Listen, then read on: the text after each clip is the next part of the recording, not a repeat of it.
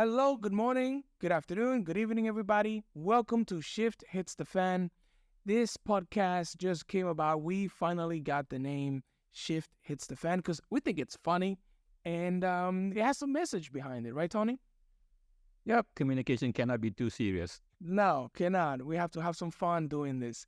So, in today's episode, we're going to be talking about communication, specifically managers communicating with employees, employees communicating with managers, and everything that has to do with communication. And today we have a very special topic. Tony, what is our topic today? Well, Jerry, last week we did the essence of communicating. What are the challenges that the leaders will face and the teams will face and experiencing, and we covered all of that. Then, of course, the next step is what do we do about it? What's the solution, right? And so today we're going to talk about the high-level frameworks that, leaders can use to be more effective in their communicating. As we discussed it earlier, it's all about intention anyway, and we're going to frame what's the intention that we are talking about, and very much so. And of course, after that, then probably the next podcast, if not today, we can go into some specific skills involved in being more effective that still follows the intention. Yes, that's what we're looking at. Beautifully said, Tony. Sounds like it was scripted. It wasn't, but it sounded so perfect. It was good. So yeah, let's go back to intent. Let's get a little more serious here. So let's talk about the intent. When things happen at work, we tend to just stay away from rational and get emotional. And things might be said in a way that might not communicate what you really intended to. So it is important for you to have the right intentions before you even open your mouth, right? You need to start formulating your thoughts in the way that is going to serve the other person so that they can do a better job. So, Tony, start us off with the topic. Yeah, the key fundamental is this, right? What is the frame of communication I always have in my head, as you said, the highest intention? And, leaders have always been trained to have the answers and to keep telling people what to do. And so much so that whenever they communicate, the first thing that comes into their mind is what I'm going to say, what I'm going to tell them, what I'm going to, get them to do. And that really can throw off the whole situation, right? So what I'm talking about now here is the two key forms of intention you can have. When I communicate, do I communicate just to tell what I know? So you become very telling-centric. Or do I communicate to discover with curiosity and no judgment what my team needs? Then you'll be asking questions, so you become question-centric. So these are the two high-level frames of mind. Of course, the underneath that is underpinned with, do I come from love or do I come from fear? Yeah. So number one, are you telling-centric? Are you questioning-centric? That's the first one, right? So can you imagine a leader coming to have a conversation with his staff, and the first thing he does is he says, so help me understand what's going on here. What do you need? It will completely put the staff in a very different situation as the leader going there. Says, okay, look, you shouldn't have done that. Yeah. Right? So we're talking about here, the distinction is, are you looking for a description of the territory or situation, or are you, going to just kind of force it through? Yeah. So being telling-centric or being question-centric? Yeah. As you're saying that, before we continue, as you're saying that, I'm thinking about, for example, how I am. It is totally on a different tangent, but it makes sense now that you're saying. I'm going to explain to you. The way that I'm training my daughter in terms of communicating. I have a 3.5-year-old, and the way that I'm training her is that when something goes wrong, instead of telling her, "Oh, you shouldn't have done that. This is wrong, and never do that again," I turn it into a coaching question and say, "Hey, what happened here?" And we start analyzing and say, "What should we do next time, or what should we watch out for next time?" Which takes about the same amount of time that it is to yell or to clean or to do whatever it is. But when we turn it around, we give people, and now I'm referring it to work, when we turn it into those coaching questions, as you mentioned, what happens is that people get to rewire their brains and think for the next time. So it's not about being shamed, it's about creating their own solutions so they don't have to come to the manager eventually. Yep. And it's also asking questions with curiosity and no judgment. That's really important also, right? So that's the first part. Now, the second part is when the leader is presented with a situation by his team, right? What do people normally say when they are presented with situations? Oh, we have a problem. Now, we don't know whether it's a problem or not. And I always, tell leaders that say, look, what about first starting by saying, so what is the situation that we have? Because every situation can be either a problem situation, or it could be just a decision situation, or it could be a potential problem situation, or it's just a situation of gathering information. But why do we keep saying, oh, what's the problem that we're dealing with now? Yeah? Why don't we say, what is the situation we're looking at? Yeah. And one of the key components of that we have a problem now is time. Leaders nowadays, they have very little time and they need to communicate as quickly and as shortly as possible so that they can end up doing everything that they need to do during the day, go have dinner with the family, and then start answering emails after 8 p.m. again. So I'm being a bit sarcastic here because that's the truth. That's what's happening.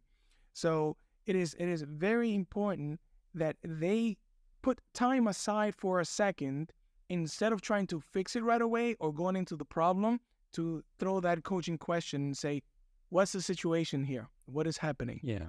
Yeah. What are we dealing with? You see, because every event, every situation really has got, 5 components involved. The first one, of course, is the situation or event. Yeah. And then the next one are 2 P's and 2 T's, right? So what are the 2 P's? There are people involved, and there's a place involved, and there are things involved, and there's a time frame involved. So every event, or situation has got 2 P's and 2 T's. Yeah. Now, so if we can discover with curiosity and no judgment, so what are we dealing with here? Who are the people involved? Where is the situation? What is the time frame? When did it start? When, how long has it been? What are the things involved? Is it the machine? Is it whatever it is, right? So I always, describe situation in that framework. The E, 2P, 2T. Yeah. What is the event or situation? What's people? What's place? What's the time? And what's the things involved? Yeah. So that will help a lot in terms of, discovering what the situation is. Because sometimes people say, but what do I ask? What do I ask? Yeah. Ask about the people involved. Ask about the things involved. Ask about where it's happening. Ask about how long it's been happening, and then, you can go from there, really. And that's how you can ask questions a lot. Yeah. Now, a very, very important one is this also. What is our state of emotion when we are communicating with our team? Good. What do I mean by that? Yeah, because the fundamental rule that, as I said, I'm an NLP trained person. So the fundamental principle in NLP is that we communicate from state to state, which means we communicate from the state that we are in, and we'll communicate to the state where people are in. If we don't match them, we're going to really have a serious miscommunication. For example, when I say, what is our state of emotion when we communicate in the communication exchange? Are we indifferent? Are we engaging? Are we excited? Are we frustrated and angry? Are we curious? And that would drive the tone of the conversation and the communication. Yeah. Are we being collaborative? Are we being directive? Are we being cooperative? Are we being avoiding? Are we being competitive? Again, it's all about that. What is my state of emotion in the communication? If we're coming from a very frustrated, angry state into the communication, our cognitive frontal cortex is shut down. Yeah. We just come from emotion and won't think. And that is one key component. So to speak about how are we feeling right now and how are things going in terms of this emotional roller coaster that we are in right now. How are we feeling? Just identifying that and creating the awareness so that then you can speak about it and see if it's true or not, and then if you can shift together with a team. So that level of awareness is detrimental so that you can have a successful team. Yeah, and that reminds me, I was doing a communication skills workshop once, and one of the skills we teach there was how to manage your emotions, i.e., the skill of anchoring a positive resourceful emotion, right? So I was going to do a demonstration of that skill. So, and it was first thing in the morning. So I asked, who wants to come up and do this? And that's, in the corporate world, nobody normally puts up their hand most of the time, right? So the guy was sitting right in front of me and he looked like he was ready. So I asked him, why don't you come? Would you like to come up and do this exercise with me? I'll demonstrate the skill. And he sat down and I forgot what I normally do ask when I have a demo subject coming in, which is the question that you said. So how are you feeling now? I didn't ask that question. So I went to the demonstration of the skill of anchoring and I realized something's not working at all. Then I said, okay, hang on a minute. Let me just step back. I'm sorry I didn't ask you this question right at the start. Let me ask you now. How are you feeling now? It's first thing in the morning. And he said, actually, my mind is not here because I had a situation with my mother this morning. She's not well. They had to send her to the hospital. I rushed over for this training. I mean, how do you work with someone with you see what I mean by the state of emotion that they are in and the mind frame they have, right? Yeah. So I didn't start asking. So I started by telling, right? I didn't ask, how do you feel? Yeah. With curiosity and no judgment. Yeah. And as you say that, Tony, I hear it a lot from executives. I don't want to ask people how you're doing because I just don't care. There's so much to do that that's small talk is not in me. I'm not interested in small talk because I have a lot to do. And this is a perfect example what you just said about this person being in a totally different mind space. Because if you as a leader don't ask how your team is doing and how they're feeling and to check in if their brain is there actively and engaged, then you're going to be repeating yourself without an end and you're going to feel like nothing is getting done. But by you not checking in, you're not going to find out if your team is actually there, because then you need to shift them and make sure that that mental stress is away for the moment so that they can participate appropriately. So this is detrimental. Super. Yeah, exactly. And you know what? I think we need to kind of park aside the idea of small talk because it is not small talk. It is big talk, right? I mean, if you're not concerned and you don't show that you care, because if you ask them how they feel, right, you are showing that you care. Yeah. So, when you get very telling centric, you never think about all these things to ask, you see? Yeah. So, it's put in my mind all the time when I meet with people, even new people, like you just, how are you today, right? Yeah. How many people do that, when we greet people? I go to the gym almost every morning, right? And I say hello to people, strangers, just say, hello, how are you? Good morning, you know? Make it a habit. It's got to be coming naturally. So that's what I meant by setting the high level frames of communicating. Yeah. The highest intention that we have. One is, am I telling centric or am I questioning centric or asking centric? Asking with curiosity and no judgment, basically. Yeah. And then, defining the situation as a situation before saying it's a problem. Maybe sometimes, many times, in fact, you find that especially in the corporate environment, when people come up with a problem and they tell you, boss, I got a problem.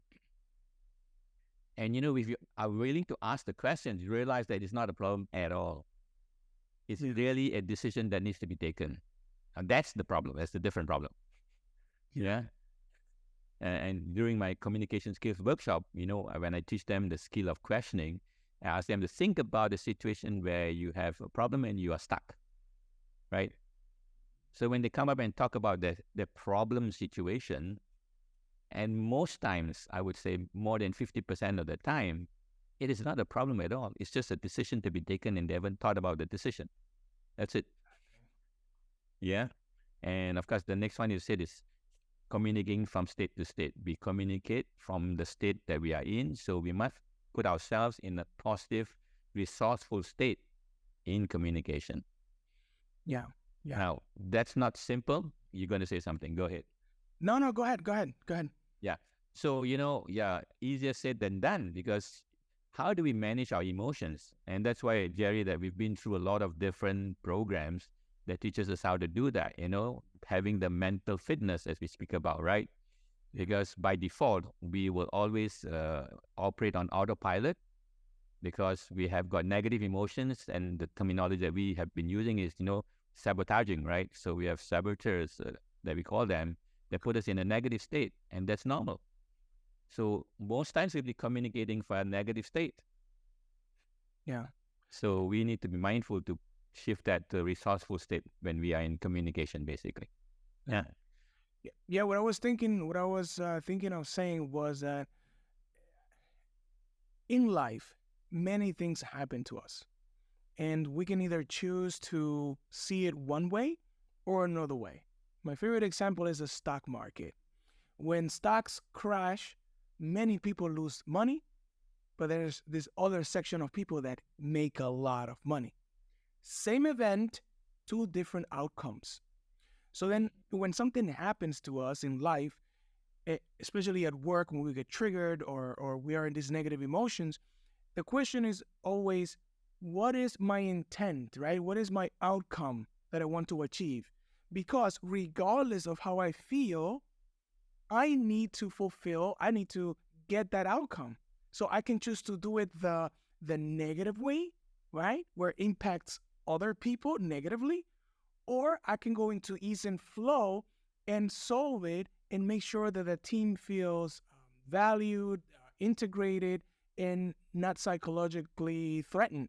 So those Yep. two choices are mine, right? So what is my intent at the end of the day?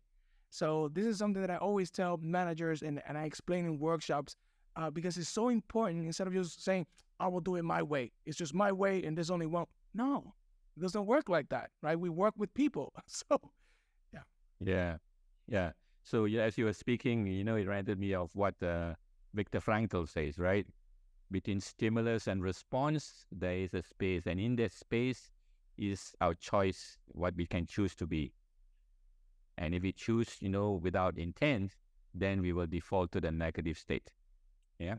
Exactly. So that's really very, very important. Yeah. And you know what? The idea of asking questions is a very powerful skill that really drives a lot of people who are more innovative and more creative, because they tend to ask questions more than tell.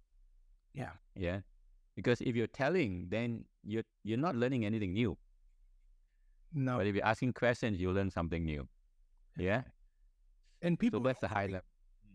Go yeah, ahead. and also people engage, right? When you ask questions, you integrate people into solving the problem together, which creates buy-in, right? Instead of you dictating, people are putting buy-in because now it was their idea. So now they've really got to pull through, Yeah. right? Because they don't want to be seen as people who have bad ideas. So you create the buy-in by integrating people.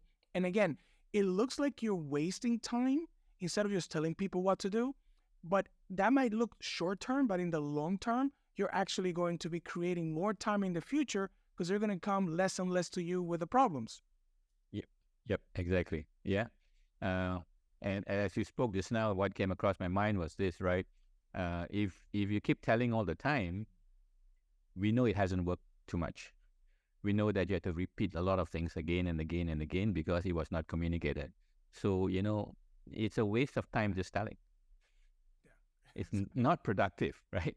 It's better to ask. Now, it doesn't mean that we have to be asking all the time, of course, right? There are times when everything is simple and clear. It's just an instruction. That's it, right?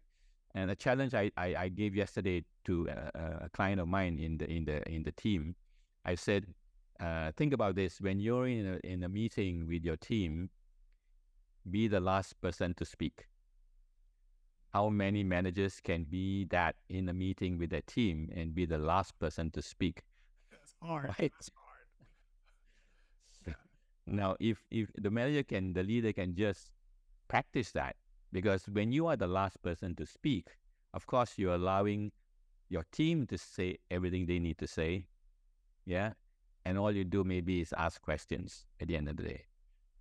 But when you're the last to speak and you speak last, then the team feels that you have taken all of their input and they become part of that whole process of making the decision. And that's really very key. And you have more resources to make the decisions. Yeah, and you have tapped on the full resources of your team, right? But you come out and just tell them, okay, this is what I'm thinking, this is what how do we go ahead with this? You're not going to get more input than that. Yeah? They're not going to tell you. Yeah. So if we can all keep that high level intentions, yeah, as I said earlier, then there's a chance of then when you learn the actual skills of communicating, the skills will work. Yeah. But if you have the skill and you don't have that intention, it's not going to work. It's not going to work. No, it's Yeah. not gonna happen. Yeah. So then, what are the key skills that drive effective communicating then, right? Now, it's interesting today that most organizations, a lot of organizations today are saying that the leaders must also have coaching skills, isn't it? And mentoring skills. Why is that happening? Because, of course, it is underpinned by the idea that, as you and I know, as coaches, that coaches have got to really learn this really, key communicating skills. Yeah. Right. We have to learn and practice and practice and practice. Yeah. Yeah. So it is interesting now that the key communicating skills that are really tight and effective are coming from the coaching field. Yeah. And I come to the school of, meta coaching, and we got 7 core skills that we talk about. And I'll talk about it shortly, but what were you going to say, Jerry? What I was going to say was but the coaching, I forgot, Tony, to be honest. I forgot. I'll come back to it. Okay. Go ahead. Keep going. So, so the most effective communicating skills are from the coaching practice, and there are 7 core skills we talk about. Although in our practice of coaching, we've got 7 core coaching skills, we've got 8 skills for effecting change, and we've got another 40 plus advanced coaching skills. That's a lot. Yeah. So that takes years to learn. But the 7 core coaching skills are so fundamental to everyone in any communicating engagement. I'll go run through them very quickly. The first one is active listening. Ta-da! Nothing new, right? What? Active listening, first one. The second one is building rapport, building trust. The third one is managing emotions, managing our state as we communicate. And the fourth one is questioning skills. Now, this is questioning skills about describing the territory or situation. So one level of questioning skills, yeah? And then next level of questioning skills, we call the deep questioning skills, which is exploring the frames and meaning in the mind of the people you're engaging with. 2 very different questioning skills. We actually make a distinction between the 2. So that's 5 skills already. And the 6th and 7th skill, 6th skill is giving feedback. Giving feedback, how's that a skill? Ooh. And receiving feedback. Yeah, also key skills basically. So those are the 7 core skills basically. Yeah. Now, when I first learned this, active listening, when I first went for my coaching certification program, and we were benchmarked on all the 7 skills. So over a period of 7 days, and we were doing live coaching sessions, about 20, 30 minutes each, we were benchmarked on each of those 7 core skills has got about anywhere from 10 to 15 sub-skills. Yeah. So as we're doing a live coaching skill, there's a benchmarker sitting there and just scoring us on all the skills, all the sub-skills. And, most of the times, the first 2 coaching sessions, the required level is 2.5 score. Most of the time, we don't even hit 1 on the first coaching skill. Wow. Yeah. And you know what's the biggest one that always fails most people or almost everyone? Active listening. Yeah. Deep listening. Yeah. Yeah. So when I kind of had my first 2 coaching skills, coaching benchmarks were below 1, I said, how am I ever going to get to 2.5? I said to one of the benchmarkers, I said, help me out. What do I need to do? And she said to me, very simple, listen 100%. How do we listen 100%? Last week, we spoke about our minds are wandering 47% of the time. Yeah. How do we listen 100%? Yeah. Which means, when you look at all the sub-skills we're talking about, it's about having that eye contact, showing that you're listening by saying yes, uh-huh. A lot of difference. I'm not going to go into detail like Yeah, the sub yeah. skills, right? Yeah. The, Now, go ahead. yeah. What I wanted to say was that as leaders who are watching, I'm mumbling right now. I'm sorry, guys. So as leaders that are watching and listening right now, one of the most important questions that I like to ask myself is why? Why should I do that? Right? It's always why should I attentively listen? Because at the end of the day, we want to achieve and over exceed our goals. Right? That's what we leaders like to do. We love to overachieve. We're overachievers. So we need every single little skill that is going to help us overachieve so that we can continue this momentum. So we never stop learning. We're always sharpening our tools. And one of them, as Tony mentioned, is active listening. And there are two parts. I like to describe it into two parts. You listen to what people are saying, the vocabulary that they're using, the expressions of the body language, the eye contact. You're listening to all of that, but you are also listening to the context between the lines. What is a person trying to express by saying it in a specific way or saying it in another way? Like what is really going on in there? Is it fear driving the communication? Is it joy? Is it positivity? What is driving it? Right? So that we can tackle that problem, right? So as we don't want people to be in fear. We want people to be in joy and in flow so that they can create their best work. So as leaders, it is important that we are actively, deeply listening to those little cues so that we can best help our employees so that they can succeed. And when they succeed, we will also succeed. Yeah, yeah.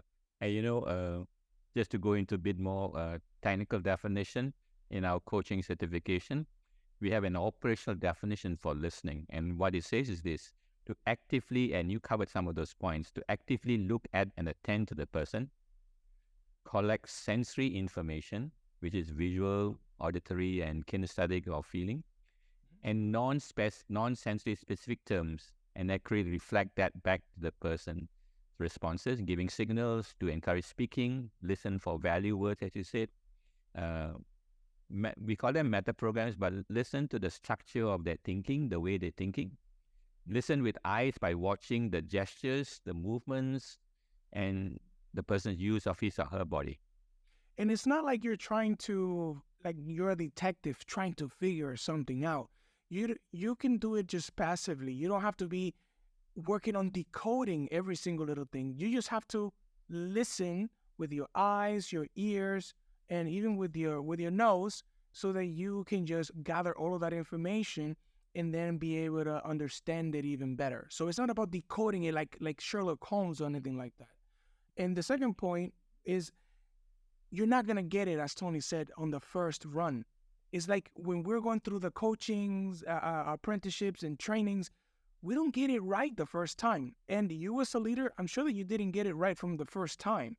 So it's going to take time for you to develop this, but we all can develop this because this is not something that is genetically mutated in our genes. It's something that we can learn. It's a tool. Yeah, yeah. So, that's listening, right? And I think we can only cover one more skill, and this is the skill of building rapport. In our coaching practice, we call it supporting, right? What is building rapport, right? It's to provide support to the person by caring for them, yeah, so that they feel cared for and believe that you are there, and so that they can trust the process and allow you to help them to be challenged, basically. Yeah. Now, whenever I talk about this skill of building rapport and building support, I always ask, there are four key energies that we need to put in place. And we talked about it broadly last week. We talked about psychological safety in teams. Now, when you're having a one-on-one conversation with the other person, what is the psychological safety that needs to be in place, right? And there's really four things. The first one is it safe for them or not? Have you created a space where they feel safe to be able to tell you anything you need to hear? I worked with a client once in the senior leadership team was always saying that their managers, when they communicated to the senior leadership team about events or situations happening, they seem to leave out things that are important, but which the senior leadership team did not ask about. So what's happening there? It was very serious, actually. When I got into that, they felt this was one of the most serious problems they had. And they said, they don't tell us. And when when it breaks up later on, they said, you didn't ask us. Yeah. So it would seem that they didn't feel safe enough telling them what they needed to know. So since they didn't ask, they didn't tell. Exactly. Yeah. Big miscommunication problem. Yeah. Exactly. And I wonder how much of that is really happening. And if you ask very senior leaders, even CEOs, right, their biggest challenge they face is isolation, right? Because they're not being told the things they need to hear. Yeah. It's because most people don't feel safe saying that, right? So the first one is safety. Now, the second one is this, and I always ask this question of my people. I said, so when your child tells you certain things about what they experience, what do you say to the child? And we say to the child, oh, don't worry about that. It's not important. It's only a small thing. Have you ever said that to the child? When we do that, you know what we're doing? We are disvalidating the child. So the question is could be one of the reasons why people don't tell, what your leader needs to hear, because they feel disvalidated most of the time. So the next time they don't tell you that. So the second key energy that needs to be in place is they feel validated. There is validity in the conversation. Yeah. The third one is respect. Now, what's the biggest challenge today we have of respect in conversations? Does this interfere with the conversation, right? Mm-hmm. So I tell people in meetings, I said, when you go into a meeting room today, what do you see on the table? Yeah, exactly. So I go into a meeting, I say, I don't want to see any handphone on the table. Yeah, put all the phones away. Yeah. Put all the phones away, yeah? Unless you're telling me that, you have something more urgent than this meeting, then why are you in this meeting? The number 4 is this, right? Do they know that you care? People don't care how much you know until they know how much you care. So that's why we say asking questions and being curious and asking their emotional state is telling them they know that you care, basically. Yeah. So the 2 key skills we talk about, active listening and building rapport, Jerry. And the last one about caring, people might say, yeah, but I don't care about I really don't care. And that is totally fine. You don't have to care as an individual as if you are the parent. But you need to care about the performance. And you need to care about the deliverables and the outcomes that you're trying to reach. That you care about. So transmit that type of care in the questions that you ask. Because it's going to come out as care anyways, right? Yep. And you care about whether they have the resources to complete the job and to deliver the results, right? So that's where the leader needs to be really showing that they care, that, do they have the resources? Do they have the skills? Do they have the, equipment? That's where you care. Yeah. So 2 skills, 5 more to go. Yeah, here we go. We're going to leave it for the next episode that we're going to do. I hope this was informational for you guys, and we'll see you guys on the next episode. So have a beautiful day. Tony, thank you so much. Thanks, Harry. Good one. Cheers. See you.